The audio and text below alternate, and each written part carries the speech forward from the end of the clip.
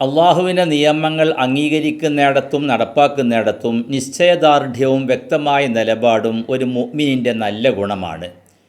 ജനങ്ങൾ എങ്ങനെ പ്രവർത്തിച്ചാലും ഏത് രീതിയിലൂടെ നീങ്ങിയാലും അള്ളാഹുവിൻ്റെ നിയമത്തിൻ്റെ കൂടെ മാത്രമേ ഞാൻ നിൽക്കൂ എന്ന ഉറച്ച തീരുമാനം, അതാണ് ഒരു മുഅ്മിന് യഥാർത്ഥത്തിൽ ഉണ്ടായിരിക്കേണ്ടത്.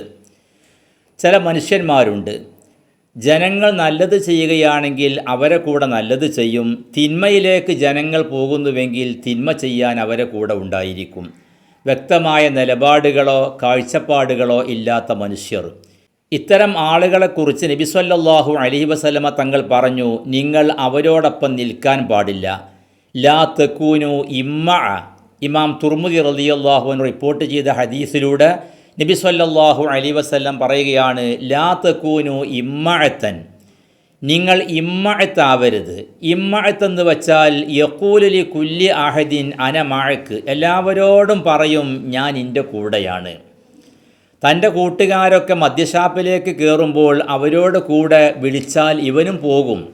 അവർ പള്ളിയിലേക്ക് നിസ്കരിക്കാൻ പോകുമ്പോൾ അങ്ങോട്ട് വിളിച്ചാൽ അതിൻ്റെ കൂടെയും പോയി കൊടുക്കും.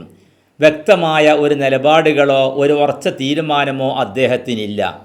നബി സല്ലല്ലാഹു അലൈഹി വസല്ലമ തങ്ങൾ പറയുകയാണ്, യഖൂലൂന ഇൻ അഹ്സനന്നാസു അഹ്സന്ന.